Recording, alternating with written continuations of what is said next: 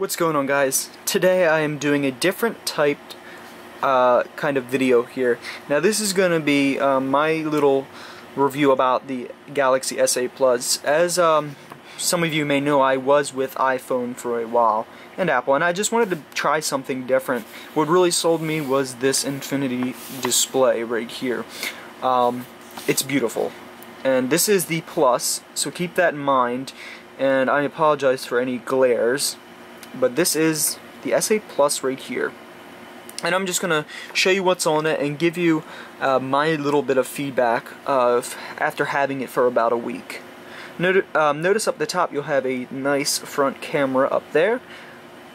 Try to get it in focus as best I can. You got a speaker up there, and there's also an iris scanner on the front, and there's no home button. As you can see, the screen real estate is about 95%. As you guys can see, there is pretty much all screen with this device, and just that little top portion. So there is no button down at the bottom, and there is a little bit of black right here. So we're going to go ahead and flip over to the back, and you'll notice you have a flash, a camera, and then a thumbprint scanner. It's very debatable because it is weird having the thumbprint scanner. Now, if you're thinking about going to this phone, just keep in mind that it is up there, and this is the Plus, so make sure that you're going to be comfortable with it. I got quickly used to this, having the thumbprint up there. As you can see, it unlocked my phone, but we'll be going through that in a moment. It also has, this is a heart rate sensor, so you can detect things like heart rate, and I'll show you that in Samsung Health, which I'll probably do another video on. But down at the bottom, you're going to have your Type-C port, your headphone jack. Now, I'm glad they kept the headphone jack, but to me, it just looks a little weird, like it was sloppily placed. That's just me. I'm no expert at phones. You see, you got the speaker, the Type-C, and the headphone jack. We're gonna go ahead and click it on. Now, on the side is the home button, and then over here you got a volume up and volume down, and a Bixby button. Bixby will probably come up now, so you can see that. But we're gonna go ahead and just click it on. And I have this right here, says do not disturb is turned on, because I do have that on, so that way during the video there's no interruptions, things like that. You'll notice we have a nice time display as well as the date. Now there is an option to have always on display, which I might do another video about that, which is where when your phone's just sitting like this, it has a display constantly on. I like it, but to me, if I'm not looking at my phone, I don't see why I should always be playing the always on display. Here you go, we got a nice infinity wallpaper back there. As you can see, as I move the phone, that moves. Very nice. And it says no match down here because it's trying to recognize his face. I got a camera in front of me, so it's probably not going to pick up on that too well. But you can do the fingerprint, you can add that, the iris for that. And you got two shortcuts down here, camera and phone right here. Now they are great. You can actually change them, so that's pretty awesome. How there is more customization, I will say that, compared to Apple. So we're going to go ahead and unlock the phone by placing my finger on here, and here we are. You can have an option where when you scroll down like this on the thumbprint and scroll back up, it brings down the notification center. So that's pretty awesome. And this is my home screen right here. We have a great user interface, I think.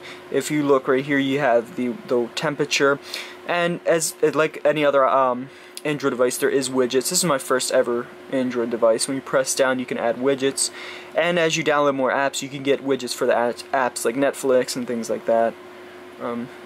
As we scroll through here, you can add them. More customization, I love it. As you can see, I got a calendar here, and my emails right here with different accounts, so that's pretty cool. And so really what's on here, I have my camera here, and I'll do a video on the camera separately, only because this is already about a 4-minute video.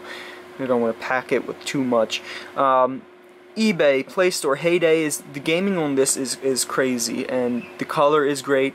And one thing I want to mention is when you're in Do Not Disturb mode, no alerts, but not only that, when you try to adjust the sound, the media, it just doesn't go up. It won't let you do it at all because you are on Do Not Disturb. And flick up and you got your apps. Now you can do where it has a button on here where you just hit it and it opens up the apps, but you can have where you swipe up, which I like. I'm afraid now if I switch to the button that I'm going to go flicking up and nothing's going to happen. So we'll load up Clash of Clans to show you guys what it's like with the display. And as you can see, beautiful full screen display, and I've been rated.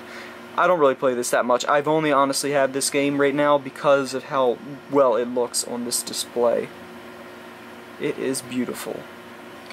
You got you swipe up and you can go back to home and go back. But if you hit this is a little game button here, and you can turn it into full screen. So if you have a game that's not optimized for the infinity display, it will optimize to that. Well, try to anyway. Like things like Clash Royale, it fits the screen, it looks beautiful, but some stuff is cut out and it just doesn't look good. So I would wait till there's an update for that.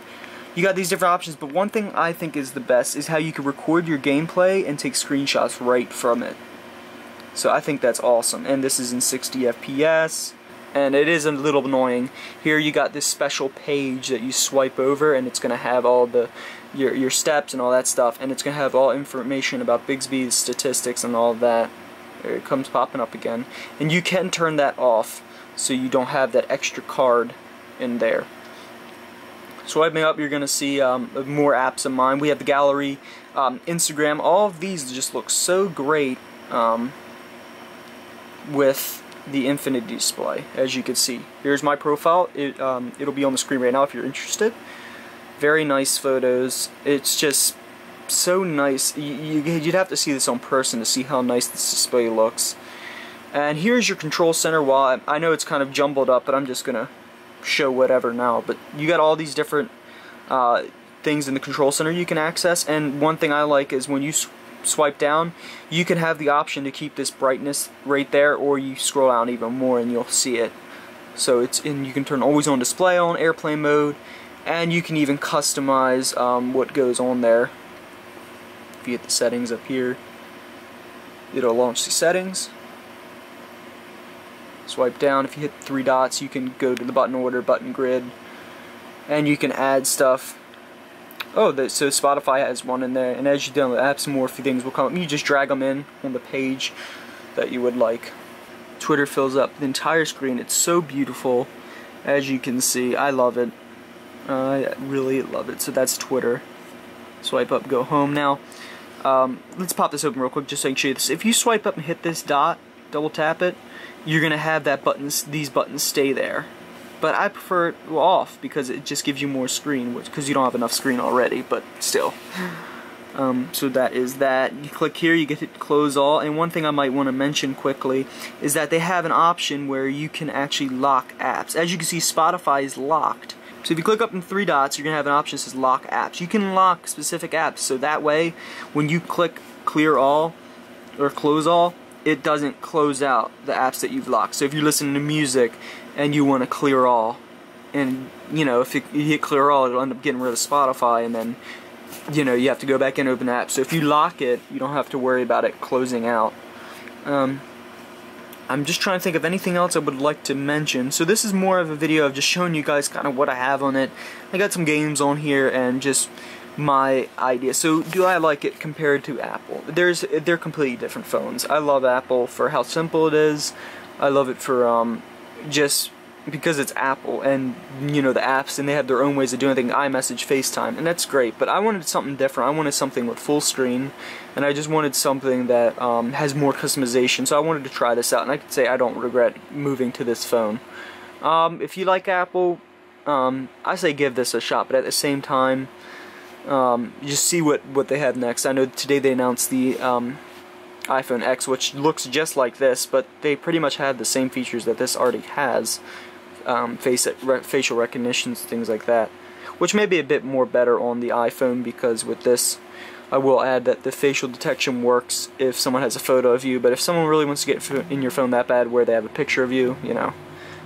So that's going to be it, guys. If you enjoyed this different video, if you want to see more videos about this Galaxy S8 Plus, please do let me know in the comments of what you guys want to see. I'll see you guys later.